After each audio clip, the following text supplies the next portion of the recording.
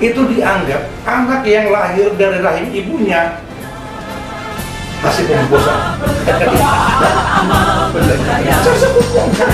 Benar. Karena mereka berada pada waktu itu negara telah menghidup. Tapi kalau melahirkan frasa baru dan menciptakan orang baru, itu merampas hak legislatif, merampas kewenangan legislatif, memperkosa legislatif, memperkosa konstitusional. Di mana akademisnya ya? Indonesia, potensi karya yang menentukan, berhasilnya cita-cita, proklamasi 45, sebagai pengabdi pada Tuhan dan umatnya, berdharma, berbakti, beramal. Ada sponsornya, ada orang-orang tertentu yang menginginkan penundaan pemilu 2024. Apa keuntungannya untuk penundaan pemilu itu? Ya itu kelompok itu yang menguntung. Kelompok yang ingin pemilu itu ditunda. Iya. Publik tidak, menurut saya publik tidak. Publik sedang menunggu 2024 adalah pesta demokrasi. Tapi gini, Gimana? Siap. Kalau tadi 9 hakim MK nekat atau mayoritas mereka nekat, ini kan kita berpendapat bahwa ini sudah tidak berintegritas, tidak menguasai konstitusi. Berarti mereka tidak memenuhi persyaratan ayat 5 pasal 24 Undang-Undang Dasar. Betul. Apa sanksinya? Siapa yang mengambil sanksi? Mengapa misalnya sebuah lembaga yang memutus diberi oleh Undang-Undang Dasar final and binding, lalu ternyata tidak memenuhi syarat sehingga tidak layak dia mengemban putusan ini, mengemban amanat kewenangan ini. Siapa yang harus bertindak? Ini kan merusak negara, menyesatkan. Nah, apakah misalnya jadi Majelis Kehormatan Mahkamah Konstitusi memberhentikan? Karena tidak memenuhi syarat. Siapa yang pernah melaporkan kepada Dewan Kehormatan itu? Ya kalau DPR. DPR yang bisa menginikannya. Itu secara hukum harus DPR. Apakah masyarakat perorangan DPR maupun presiden bisa. Bahwa dia telah melanggar kode etik lah. Konstitusi. Melanggar konstitusi melanggar konstitusi betul. Melanggar konstitusi. Nah, ini kan menjadi pertanyaan gitu. Apakah Mahkamah Konstitusi ini belum matang berpikir secara cerdas? Belum jadi negarawan gitu. Belum matang. Kalau memang ini faktor yang mempengaruhi supaya membatalkan pemilu tahun 2024, maka tidak ada kemandirian moral, tidak memiliki integritas, tidak memenuhi syarat formil mereka itu, tidak layak menjadi hakim Mahkamah Konstitusi. Nah, ini yang jadi satu masalah. Dan kita harus mengakui bahwa lembaga ini adalah baru hadir di abad 21. 2003 dibentuk. Mulainya 2003. Apakah ini faktor yang mempengaruhi ketidakmatangan hakim? Bisa jadi. Nah, kalau kita berbicara hakim Mahkamah Konstitusi adalah gerbang terdepan yang membenteng konstitusi. Akhirnya jadi korupsi juga, ditangkap juga. Iya. Seumur hidup lagi ya. Kan seumur hidup kan? Iya. Bagaimana kita berharap hakim yang tingkat bawah itu baik kalau hakim di Mahkamah Konstitusi sendiri itu tidak memiliki integritas, tidak memiliki kemandirian moral, dan tidak memiliki kualitas. Kan mereka harus dinyatakan dituntut untuk memahami konstitusi. Iya. Betul tidak? Betul. Nah, harus, itu perintah undang-undang. Nah, kalau sekarang baru menyatakan bahwa frasa itu salah, bagaimana 3 periode itu? Berarti mereka tidak punya kualitas. Ya, kalau berbicara tentang MK itu kan, dia kaum positivism. Oke. Progresif itu adalah peran legislatif. berdasarkan fenomena sosial. Seharusnya progresivitas itu adalah legislatif. Dia melihat bahwa ada living law, ada hukum yang hidup di dalam masyarakat, yang hidup di dalam masyarakat. Iya. Maka mereka punya inisiatif. Benar. Iya. Lalu Mahkamah Konstitusi itu terima bersih kemasan yang sudah dibuat oleh legislatif. Jadi legalitas yang dia harus inikan kan, kedepankan ya. Positivism, dia tidak boleh keluar. Iya. Iya, betul. Betul. Jadi positivism.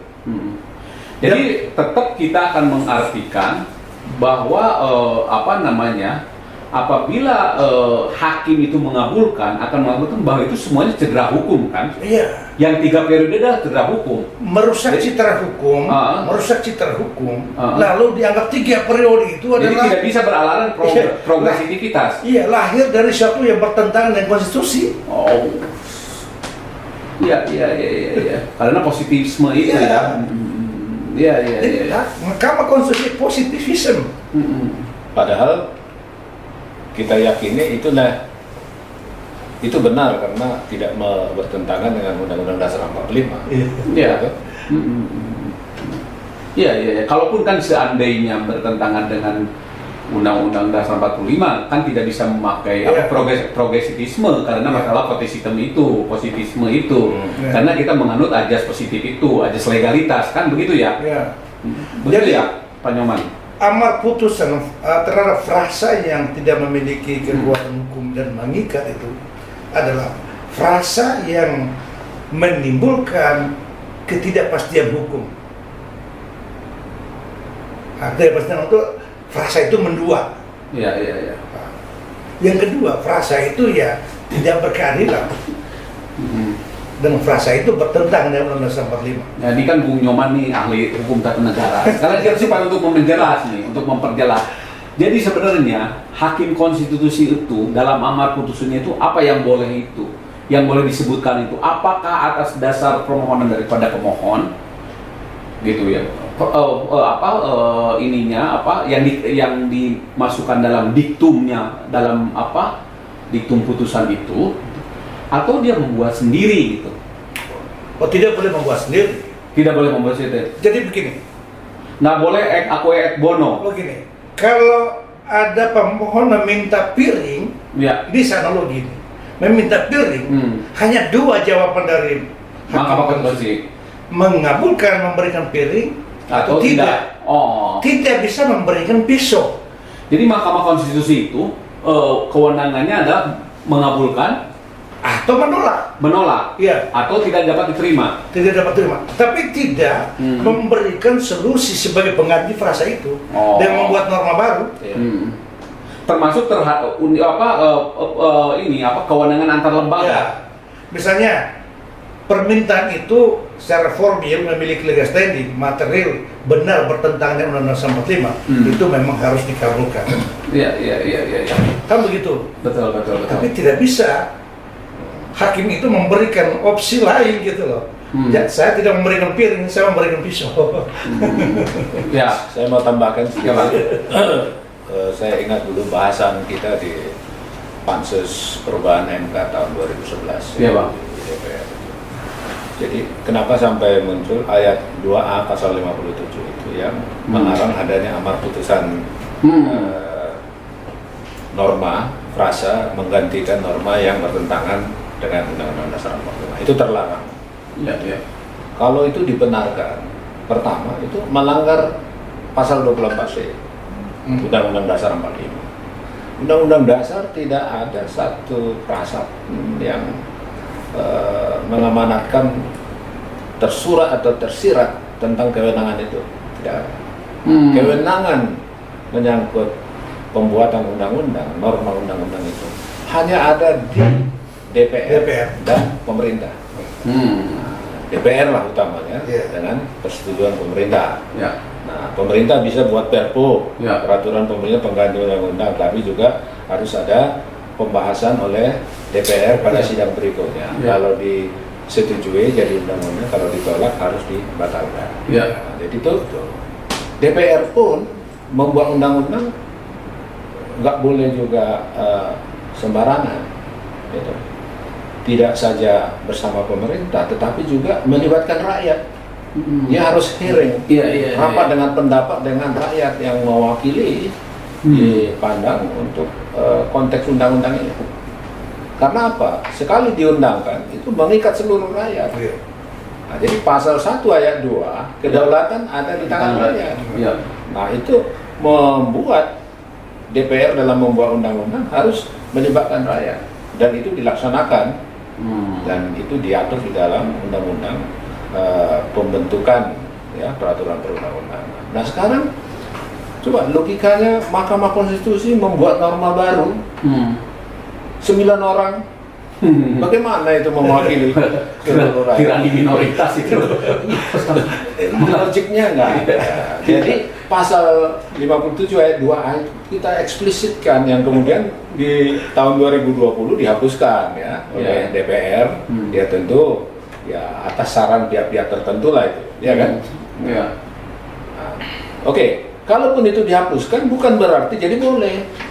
Karena pasal 24C tadi tidak mengatur itu. Pasal 20 jelas mengatur DPR.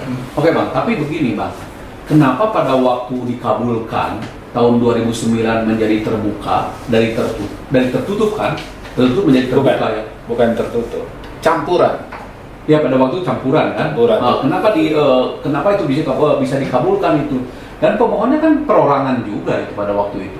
Bukan, saya nggak tahu, tapi atas nama Pak Soleh, ya calon legislatif. Iya. Ya kan nggak ada ininya kalau itu legal standingnya. Soal legal standing. Ya nanti dulu lah. Beliau. Tapi itu kan memang sistem itu sedemikian rupa membuat ketidakadilan. Gitu. Misalnya gini lah, ada yang sudah kerja keras menggalang dukungan 29,9% ya dari jumlah suara yang sah. Nggak bisa juga, padahal 29,9% kan sudah besar. Iya. Akhirnya nomor urut 1 juga, gitu kan? Meskipun dia cuma suaranya sedikit, gitu? Cuma mungkin 1% saja. Tidak adil. Gitu? Nah, itu diatur di dalam, ada pasal di Undang-Undang Dasar 45 yang bertentangan dengan ketidakadilan itu, gitu kan? Persamaan hak dan pasal 29, 28. Maka itu disetujui, diterima, bertentangan. Karena karena bertentangannya itu karena tadi itu pendapatan sudah sekian 29%, tapi belum ditetapkan juga gitu ya. Bukan, itu kan aturan. Kalau 30% dia capai, baru dia tidak berlaku nomor urut. Tetapi selama belum 30% nomor urut dibuang ke nomor 1 ya, dibuang ke nomor 1. Itu memang ketidakadilan. Jadi supaya adil ya sudah suara terbanyak. Nah, dengan dinyatakan oleh MK itu bertentangan yang tadi yang menyangkut 30% nomor urut itu, maka dengan sendirinya kan suara terbanyak ini. Tapi kan tidak menciptakan frasa baru. Tidak ada frasa baru. Pertimbangan yuridisnya itu, pertimbangan filosofisnya itu aja. Yang seperti dijelaskan beliau tadi. Lalu di dalam undang-undang pemilu berikutnya tentu sudah langsung sistem proporsional terbuka. Udah terbuka itu. Iya, betul. Gitu. Ya tertutup itu karena ada sejarahnya seperti itu ya. Iya. Terus mengenai legal standingnya gimana, Bung Ray? Mengenai legal standingnya berkaitan orang yang memohon judicial review itu. Sekarang ini? Nggak, yang waktu tahun 2009. Ya, saya pikir begini Pak. Jadi itu sangat bertentangan dengan konstitusional pasal 28 persamaan hak dan hukum, jaminan. Lalu begini, seolah-olah itu hanya keberuntungan dia nomor 1 dan 2. Sehingga dia bisa menjabat diangkat sebagai DPR. Kan begitu? Nah, persoalan yang kedua adalah ini akan menjadi transaksional. Orang selalu mengejar nomor itu. Nomor 1. Bisa dengan berbagai cara begitu. Ya Pak, berarti begitu. Nah, ini yang jadi masalah, itu tidak hadir. Karena itu hak prerogatifnya partai politik untuk menentukan siapa 1, 2, dan 3, 4. Iya. Nggak, maksud saya begini. Itu kan pemohonnya pada waktu itu kan tahun 2009 itu kan M. Soleh itu kan perorangan. Iya. Apa dia yang dirugikannya dia itu? Itu jelas dirugikan. Bukan apakah Dia caleg. Oh caleg, oh Ya, yang caleg. mungkin kalau caleg ya, Iya, caleg. Oh ya berarti dia memiliki legal berarti standing. ada legal standing Legal kalian standing. merasa dirugikan ya. Meskipun oleh, saya pernah dengar YouTube-nya, oleh PDI Perjuangan Jawa Timur dinyatakan dia belum caleg waktu itu, masih bakal caleg, gitu kan. Oh, Tapi ya namanya bakal caleg kan berharap tentu caleg kan. iya. Maka dia akan dihadapkan pada undang-undang itu, Iya. gitu kan. Betul. Dia akan dirugikan. Iya. Jadi kembali kepada ini, intinya para pemohon itu tidak kehilangan hak konstitusionalnya. Kan dia kan caleg atau partai politik sekalipun. Yang Tidak sekarang, kehilangan, ya. yang sekarang yang Tidak kehilangan, ya. yang 2022 ini, Iya. dia kan belum pernah dirugikan kan kalau yang ini. Artinya tidak ada potensi kerugian hak konstitusional. Dia tetap memiliki hak dipilih dan memilih. Iya. Kan dasarnya itu. Oh. Ada kerugian secara konstitusional dulu, baru. Mungkin kalau yang dulu, kalau yang M. Soleh supaya Ya, jelas. supaya pemirsa tahu semua ini, Ya. pemirsa tahu membedakan yang 2009 sama 2022. Dan itu sangat bagus itu. M. Soleh itu mungkin dia pernah mencalonkan, Ya. terus dia udah mencapai 29%, tidak mencapai 30%, akhirnya dilimpahkan kepada yang nomor 1. Ya. Gitu. Padahalnya dia suara terbanyak. Padahal dia udah banyak suaranya. Suara banyak. Oke. Mungkin iya, nomor iya. 1 hanya dapat tumpahan semua. Ya, kalau itu kan secara hukum memang dirugikan secara konstitusional. Berbicara gitu. tentang keadilan ya tidak adil itu. Ya, berbicara keadilannya tidak adil gitu ya. Iya. Dia kalah, dia tidak duduk sebagai DPR itu kan karena sistem itu. Iya. Bukan soal takdir. Karena tidak mencapai 30%. Yes. Padahal udah 29, sekian gitu. Oke. Jadi seperti itu. Sistem itu yang membuat tidak adil. Iya. Ada satu di benak saya itu muncul satu pendapat, mengapa PDI Perjuangan tidak berusaha mengubah sistem ini di DPR pada tahun katakanlah 2020 atau 2021, gitu ya. Ya.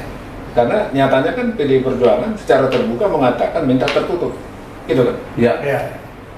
Kan begitu, semua bisa mengetahui itu, mendengar itu di media. Ya. Yang mengajukan juga ada dari PDI Perjuangan, yang judicial review, lalu didukung oleh PDI Perjuangan supaya tertutup. Nah, pertanyaannya, mengapa mereka tidak memperjuangkan itu di DPR? Memang, Padahal mayoritas. ya disitulah mereka harus adu argumen. Argumentasinya apa? Gitu kan? Iya. Itu menurut saya, ya, karena sistem pemilu itu adalah produk politik. Iya. Ya. Mau tidak mau itu politik. Jadi itu harus dibahas oleh Dewan Perwakilan Rakyat bersama pemerintah. Ya. Nah, kalau kita lihat di dalam persidangan MK kan 8 partai politik parlemen Menolak. meminta tetap terbuka karena ini tidak bertentangan dengan Undang-Undang Dasar 45. Ya. Pemerintah juga berpendapat demikian di sidang Mahkamah Konstitusi. Jadi kalau kita lihat sebenarnya dari Undang-Undang Dasar bahwa undang-undang itu ya dibuat oleh DPR dan disetujui oleh pemerintah. Ya. Jadi dua-duanya ini minus PDI Perjuangan gitu, menghendaki tetap terbuka karena tidak bertentangan dengan Undang-Undang Dasar 45. Nah, jadi menurut saya ya nggak tahu lah kenapa PDI Perjuangan mengambil strategi seperti ini. Kok lewat MK gitu loh? Nggak di DPR aja gitu ya. Kalau MK ini salah besar. Karena apa? Nggak ada kewenangan MK. Padahal kalau secara kursi kan di DPR aja memungkinkan kan itu untuk dikabulkan kan. Ya memang tidak mayoritas, tetapi kan boleh dong PDI Perjuangan mempengaruhi yang lain, gitu, lobby. Tapi mungkin juga kalau di DPR itu kan anggota DPR-nya juga belum tentu anggota-anggota DPR dari fraksi tersebut belum tentu menyetujui juga gitu dengan salah satu jawabannya sebenarnya adalah bahwa siapapun tidak bisa mengatakan sistem proporsional terbuka itu bagus, tidak demokratis. Ya. Itu lebih demokratis daripada tertutup. Ya. Tetapi ada ekses yang harus diatasi.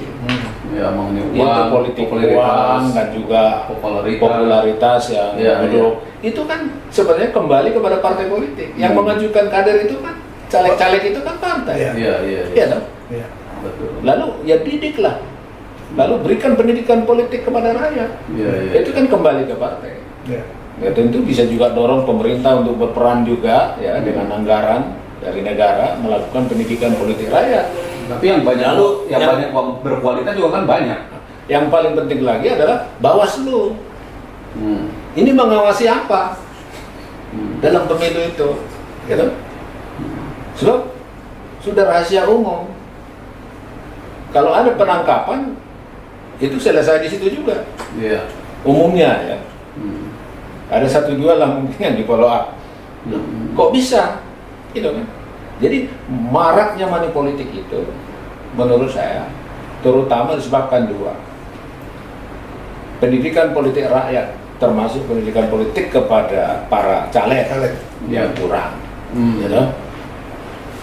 Bahkan boleh dikatakan hampir ada kealpaan lah di situ. Yang kedua adalah tidak ada penegakan hukum yang efektif.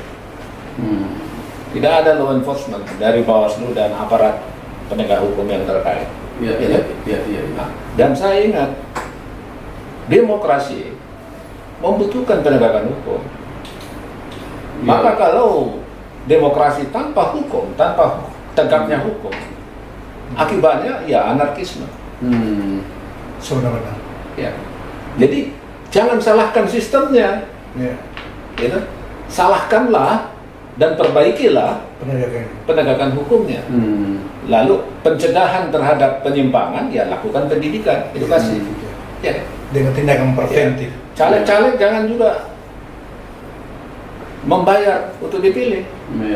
Itu berikan pendidikan itu. Cuman masalahnya kan sekarang siapa yang akan menegakkan hukum itu? Loh, Bawaslu semua Bawaslu itu dibayar oleh negara. Ya, saya tahu Bawaslu diseleksi dan diberikan fasilitas. Tapi kenapa Bawaslu itu dari tahun ke tahun kayaknya tidak efektif sekali untuk ini yang perkara-perkara yang menonjol itu. Nggak tahu apakah. Tapi kalau secara normatif mereka bilang banyak ini dengan data-data mengemukakan gimana Bung Ray? Iya, kalau kita bertanya balik nih pada host nih, apa sih urgensinya mereka melakukan legal review? Apa sih gagasan dasarnya, ide dasarnya? Niatnya itu apa sih? Kalaupun persoalan transaksional atau korupsi itu menjadi dasar, maka tidak harus itu menghilangkan hak publik sebagai kedaulatan. Hak publik loh. Persoalannya kan bukan di publik. Persoalannya kan ada di partai politik. Berarti partai politik harus dibenahi. Nah, seperti apa yang dikatakan Pak Ketua tadi kan, kita sudah ada Bawaslu sebagai fungsi kontrol untuk penegakan hukum. Untuk penegakan hukum. Pertanyaannya, terjangkau tidak? Karena transaksional korup itu adalah berada di ruang tertutup, bukan ruang terbuka. KPK yang secanggih itu pun terbatas memberantas korupsi. Apabila Bawaslu, maka disitulah tidak efektif. Apakah tidak dipikirkan oleh Bawaslu pada waktu pembentukan itu bahwa akan terjadi seperti itu? Dan Bawaslu pasti berpikir tentang kelemahannya. Tapi dia tidak bisa mengubah sistem, kembali kepada legislatif. Kan begitu persoalan itu. Jadi kalau kita berbicara tentang ada Geomor Actum, power tends to corrupt, absolute power, corrupt absolutely, itu kekuasaan absolut ini yang jadi masalah. Kalau ini sistem proporsional tertutup lagi, terjadi kekuasaan absolut. Pilihnya suka dan tidak suka kan? Tunjuk kamu bagus nih, store-nya bagus nih, setia nih, ya pilih saja kan.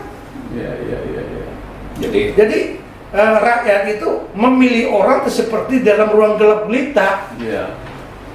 Kalau tertutup kan begitu. Karena sekarang ini kita berbicara penegakan hukum itu kayak bicara masalah filsafat aja gitu, mengawang-awang gitu loh.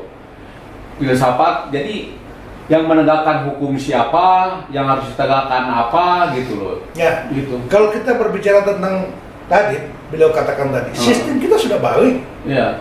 Kita berbicara, sistem sudah baik.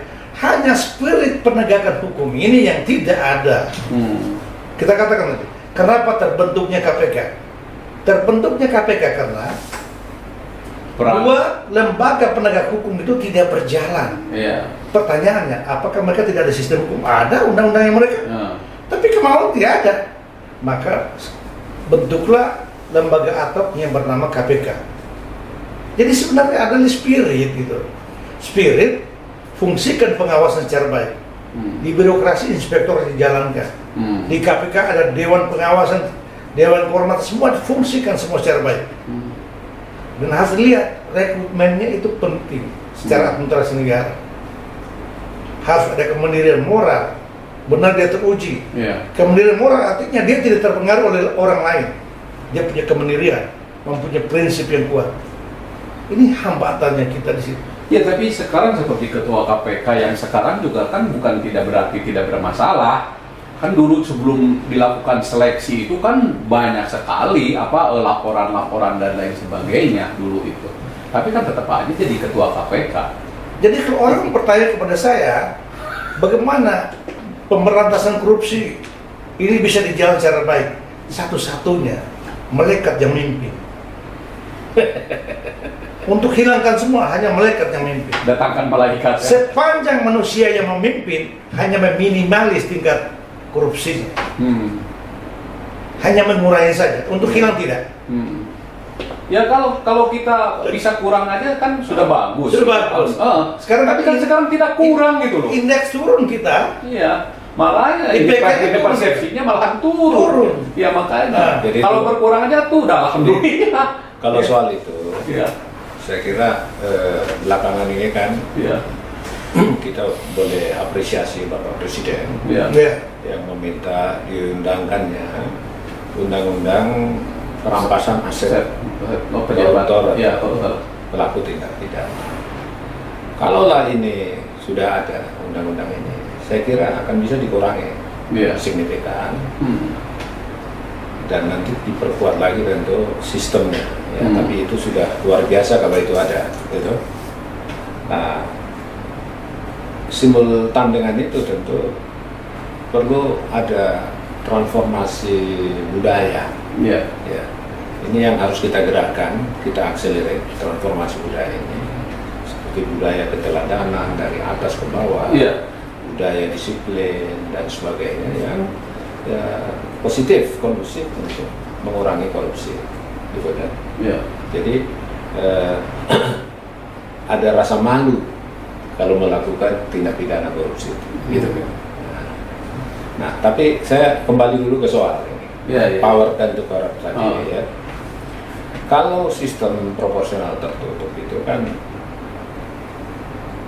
berdasarkan nomor urut dan memilih partai politik. Pertanyaannya, apakah di sana kemungkinan atau ada potensi transaksi money politik? Ada. Masa itu yang disebut mahar ya. Meskipun tentu semua partai tidak sama. Tidak sama. Ini tidak bisa diawasi Bawaslu. Jadi Bawaslu nggak mungkin masuk ke situ. Urusan rumah tangga ya. Internal partai. Nah, kalau sistem proporsional terbuka, transaksinya ada di antara calon legislatif dengan pemilih, dan mungkin juga dengan oknum KPU. Apa yang disebut dengan kanibal, kanibalisasi suara, suara, memindahkan suara, gitu. Itu transaksi semua. Itulah yang bisa diawasi langsung oleh Bawaslu. Jadi sebenarnya untuk membangun demokrasi Indonesia itu sudah lebih pas proporsional tertular itu. Apa yang diputuskan oleh Pak Mahfud, Ketua MK tahun 2008, itu kita apresiasi. Dan itu yang diteruskan ke 2014, 2019. Nah, giliran 2024 ada pendapat yang ya aneh lah saya katakan. Ya kan? Nah, jadi saya juga sangat setuju supaya ada pemberantasan, ya, pencegahan pemberantasan money politik. Ini kita harus lakukan pendidikan politik rakyat. Nah, siapa yang melakukan? Ya mari semua, partai-partai politik, pemerintah juga, gitu, termasuk KPU-nya. Yang efektif seperti apa? Supaya rakyat enggan dan sekaligus enggan money politik dan sekaligus berpikir lebih rasional, konstruktif. Dia memilih orang yang dikenalnya baik integritasnya dan kapasitasnya. Ya, berdasarkan rekam jejaknya. Ini dan supaya rakyat tahu, diberikan kesempatan rakyat mengakses ini yang bisa dipilih ini, calon-calon ini. Nah, kemudian harus ada penegakan hukum yang efektif. Kalau ada yang money politik, bila perlu langsung dicoret, langsung ya. Kalau ada sudah aturan seperti itu, saya kira caleg-caleg itu pun nggak berani. Tapi jangan-jangan oknum Bawaslu-nya ini maunya ada begitu, supaya ada yang bisa dilapananam gitu kan? Ya dan penegak masalah itu yang paling susah itu kan penegakan hukum. Bukan masalah penegakan hukumnya, penegak hukumnya yang susah itu. Struktur hukumnya. Iya, itu yang paling susah itu yang sekarang ini semuanya hanya menjadi mimpi. Semuanya itu tidak ada suatu sekarang kalau sekarang orang berbicara penegakan hukum itu tumpul ke atas, tajam ke bawah, itu bukan isapan jempol. Itu fakta. Itu sudah fakta. Saya sebagai praktisi banyak sekali. Integritas dari penyelenggara pemilihan umum itu penting. Baik itu KPU-nya maupun Bawaslu-nya. Makanya begini, Bang, sedikit. Jadi norma hukum itu harus diperbaiki hukumnya dulu.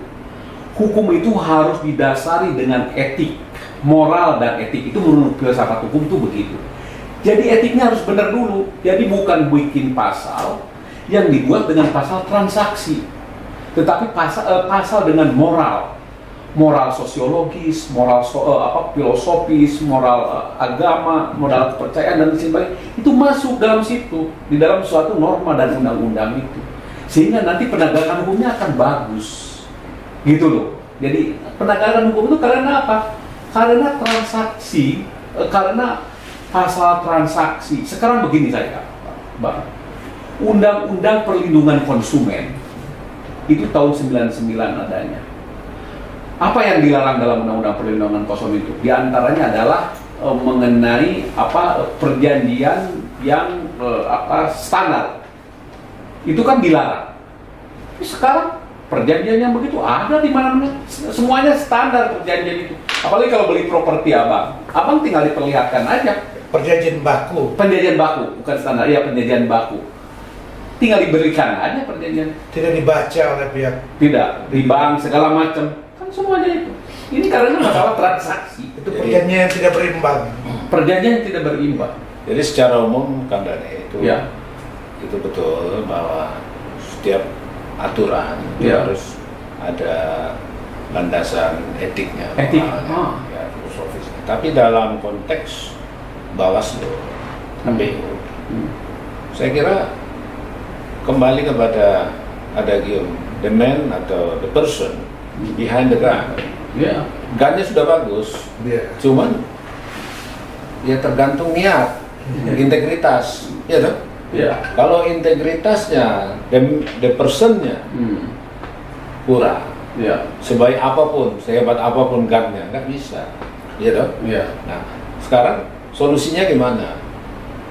Ya. Siapa lagi yang mengawasi Bawaslu dan KPU ini, gitu kan? Iya kan gini Bang, orang itu untuk menduduki jabatan itu dipilih oleh panitia seleksi. Nah, sekarang panitia seleksinya juga harus dilihat juga siapa yang menjadi panitia seleksi. Yang bisa memilih itu kan penegakan larinya ke situ-situ. Betul. Iya. Tapi kita realistis saja sekarang. Iya, Ini sudah terseleksi semua. Iya. Tetapi bagaimana nanti dilaksanakan dengan baik dan benar, gitu kan? Ya itu Ya. harapannya itulah. Kalau- pokoknya. Jadi maksud saya, mesti ada barangkali ide, gagasan kita, pengawasan khusus yang efektif terhadap KPU dan Bawaslu. Ada DKPP, tetapi DKPP kan saya kira terbatas, dia lebih pada merespons laporan, pengaduan, Ya. tidak mencegah. Ya, Ya kan? Jadi ini barangkali perlu ada suatu gagasan yang bisa memberikan solusi nanti. Ya, kan? Ya. Karena kita mau demokrasi kita ini, pemilu kita ini tidak dicederai oleh seperti itu, politik uang dan sebagainya, atau Ya. kanibalisme politik, ya. Nah, ini nggak boleh. Ya.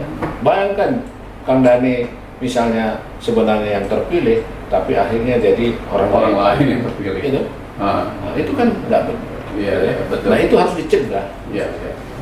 Dan itu biasanya dikerjakan di ruang-ruang senyap, gelap, Ya. ruang-ruang yang gelap. Ya, ya. Ruang yang tidak kelihatan sama sekali. Nah, jadi hal-hal seperti itu kan perlu dicegah, Ya. ya, secara optimal.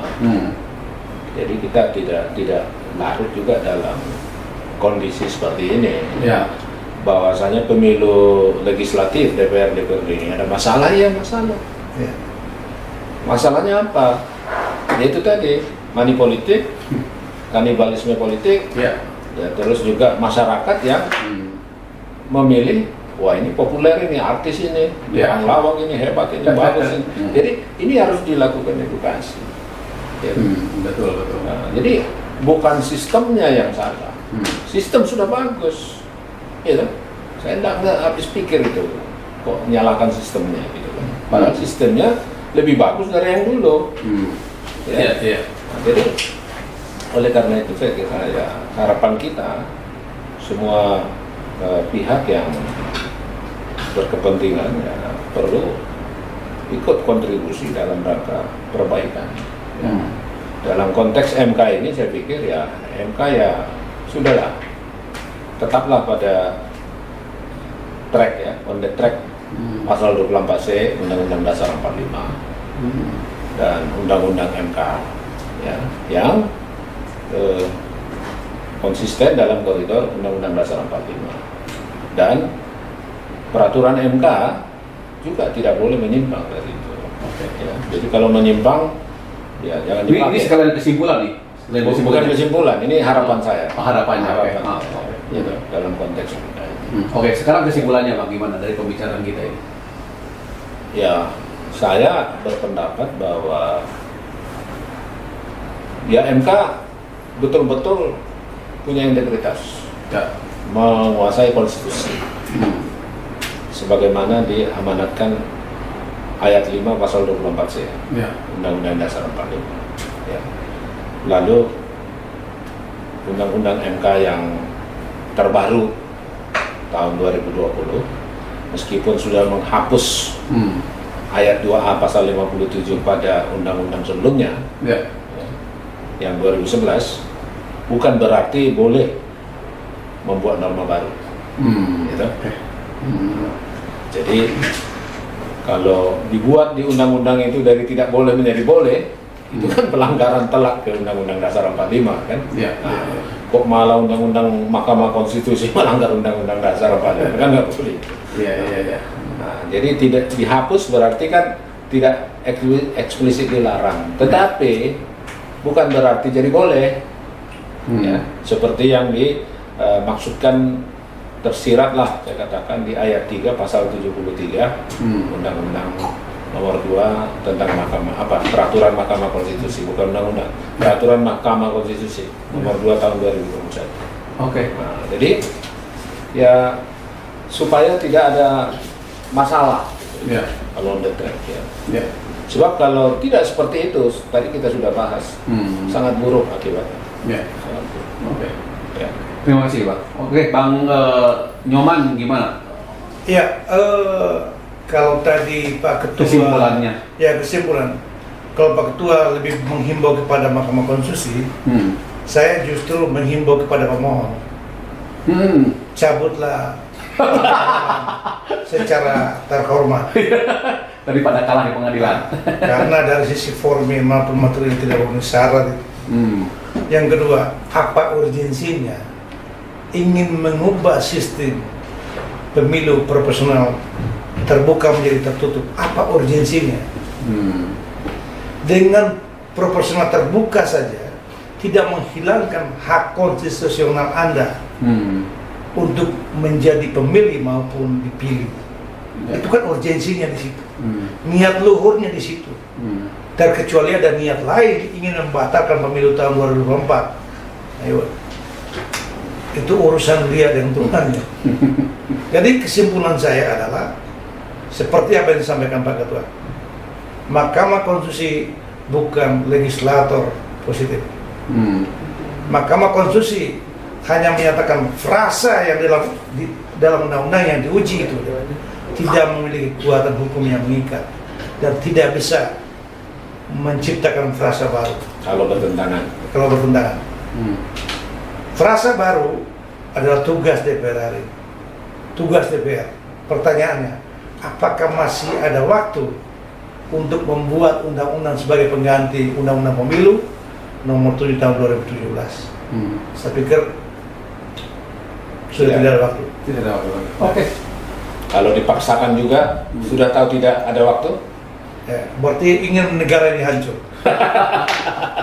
Oke, terima kasih. Menarik sekali di podcast hari ini. Ini sangat bermanfaat sekali kita. Mudah-mudahan pemirsa semuanya ya bisa bisa menyimak dan mengkaji apa yang kita diskusikan hari ini.